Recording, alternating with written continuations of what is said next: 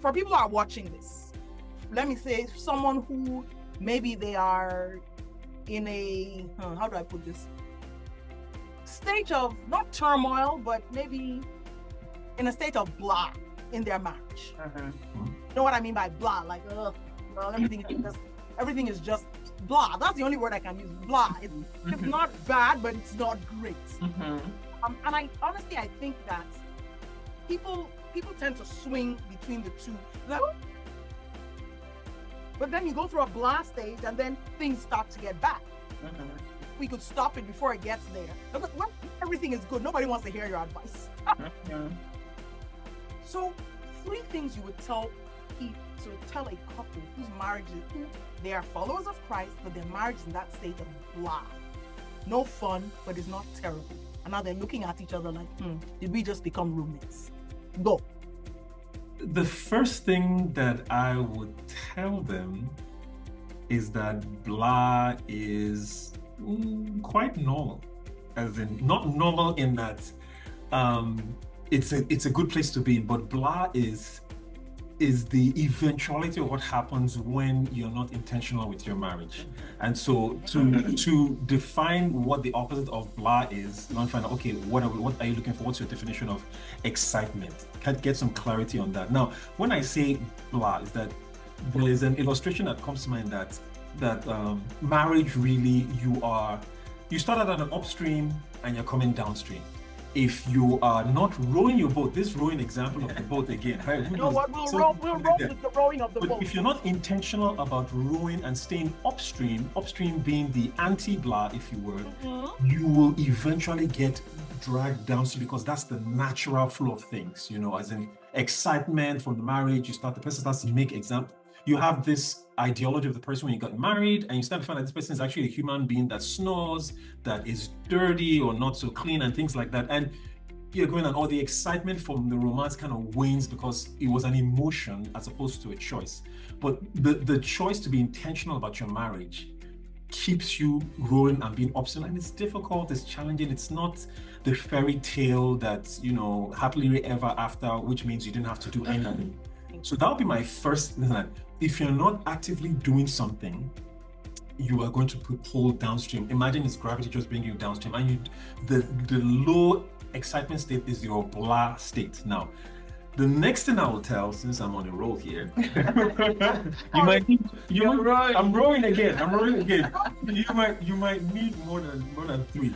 Is that the worst thing that you can do is blame the other person for your blah state, because it takes agency out of you. And by agency, I mean the power to do something.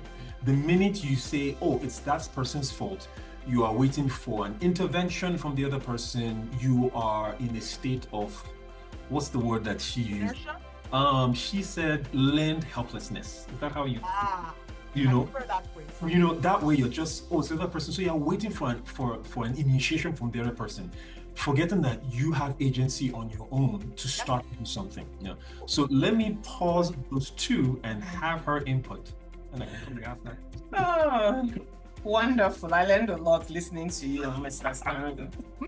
It's always good to hear from the men first. I'm telling you, that's what I said after the gentleman. So I guess the first question, right, which comes from by virtue of the work that I do, I'm always asking questions, would be, what does a person think put them in that state of blah, right? So outside of what he's saying, apart from the natural state, I do think that many times if a couple is in tune, they can actually sense the blah coming, right? You can actually sense it and say, something is off, But then what happens is no one really addresses it. It's like, it's gonna fix itself, which is the inertia he's talking about, and then you get more and more into the doldrums, which you could refer to as low motivation. It's kind of like low motivation to kind of do anything about the relationship. Yes, that's kind of what it is. And motivation is like it's one of those things that is fickle.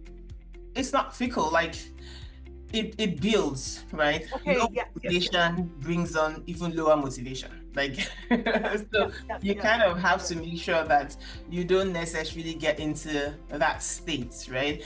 And it's almost like you have to now find something external to actually make you now, step out of that motivation, which is why people then say maybe go for, retreats, go somewhere external, go something like there has to be something that pulls you out. You have to have like a precipitating incident, because it's not just going to come back on you like that. You have to take action, and that's that agency part, except it's due to some kind of hormonal deficiency like depression, right? Because that happens. And depression, people sometimes think it's just women. It could be on the man's side too. Like people could just be slightly depressed. Maybe something is going on, in their lives. And so that's why I talked about motivation, because motivation could be internal, it could be externally induced, but it's just like, oh Lord, I just don't have the energy to be thinking about this relationship right now. And so it's good to then take time away and have like refreshing rejuvenation, which is why things like retreats are good, having time, like a separation, right, from your usual turn of events could help. So that's one thing I'll add to that. Okay. Wow. So can you recap for us? So let me recap. So sure I was listening. So the first one, you want to locate the source of the blah. Like how did this start? Then you want to remember that blah is going to be your natural state unless you keep rolling. Yep. Growing. And then you said something about going for some external motivation in order to get refreshed. So like program, like So I don't know. I have so many questions for you guys, but we can't go on forever. Okay. But I do want to ask you one final question before I, ask you about where we can find you and all of that. What is the place for marriage counseling in marriages that are doing okay? Hi. Okay. Yeah. Hi. In that, the idea that you only need, and this is new to me, so the idea that you only need marriage counseling when something is going wrong has kind of made it almost a stigma. And so people don't want to go, and you associate, oh, if I'm going to marry, there's something wrong. But I think of it as almost preventive maintenance, as you were. You service your car regularly, it's not going to fill up on you. You change your tires, they're not going to blow up on you on the time. But the reason I said is that there was a huge man of God, actually Stephen Fortek, he mentioned it in his book, Greater, where he was like, ministry is doing well and stuff like that, and he went to go see a psychiatrist. He went to go see a psychiatrist or psychologist, one of the two. I can't remember how he phrased it, but the idea he had in mind when he walked in, what's the problem? I said, I don't know if there's a problem, I just want to check. And seeing that story really encouraged me that if this man of God, he's doing God's will, can say, okay, let me go. And he's things that, listen, he's heard of all these pastors of mega churches. A few years down the line, you hear of some infidelity, and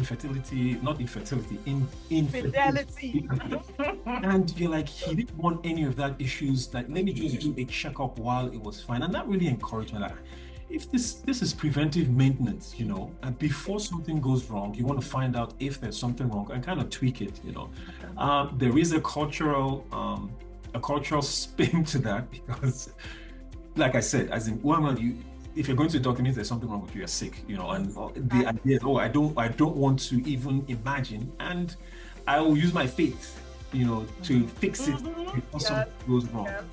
So this is a change of mind for me, whereby I would say that it is not even at least preventive means, okay, you're doing fine, can we do something better? So it's interesting, because he's probably going to be very surprised hearing me say this.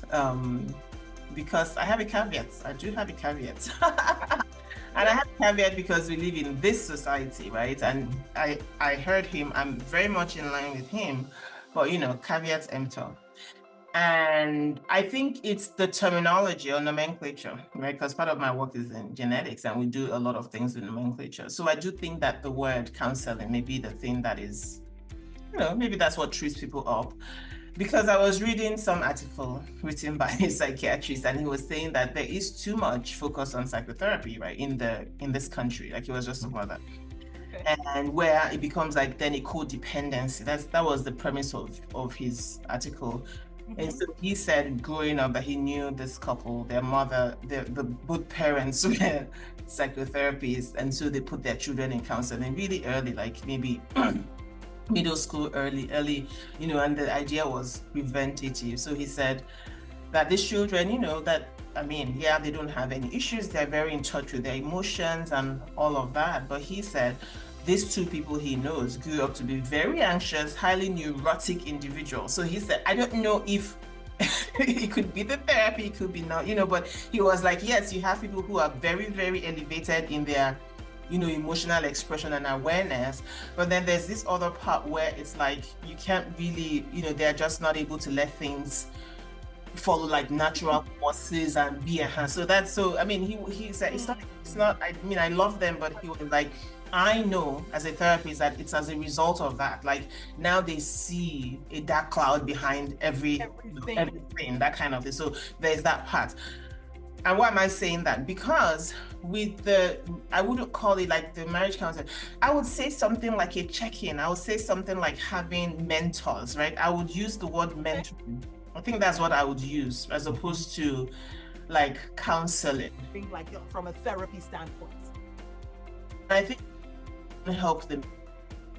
That is prevents many people from going. Because when you say I'm going for counseling, then it looks like, you have a problem, you know what I mean? But if you say, hey, let's go hang out with our mentor. So your mentor is checking on you, they kind of are looking out for your well-being and also, here we are on this platform talking about like connections. I'm just saying, I wish there were more things like that, even if people had to pay for it, right? Because the idea is that I pay for mentoring. That is not necessarily counseling, right? That idea of this, but the person is giving you, the kind of thing that would make you say, you know what, this person, right, has this relationship at hand, and they do have the training. They have, that level of training. So it's like social work, you know what I mean? Like you have the people who are real licensed, like psychotherapists and all, but then you have the social workers who go check on people, right? Like case management, something like that. Yes. Which there was a middle layer, right? That would be what people who are doing well would really need. As opposed to saying you want to go for counseling, because that already puts the brain in this thing of, like they're going to tell me now that there's something wrong with the marriage. Meanwhile, that's not what you necessarily need or what you want there for. So that's just my caveats here. Okay. Well, that's a very balanced view. Yes, the counseling, but maybe there's a place for mentoring as well, either as well as or instead of, or but something to help you along this journey that we call marriage. Yep.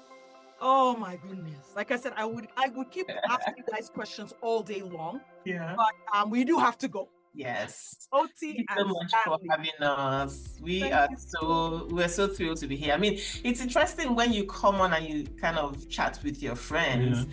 There's always new things that are discovered, new conversations to be had. Because I think we all have the same goal, right? That is to kind of see relationships thrive. In that sense, like we all have that goal. And just so if you're listening, again, breakout conversations, the premise is clear, and that is the fact that we can really learn to live in that gray, right? That sometimes we can never have all the answers. I don't even want to say we can never have all the answers, but even in the midst of that, we can still have fun while we're at it, as you said. We're figuring it out. Yes, exactly. So thank you.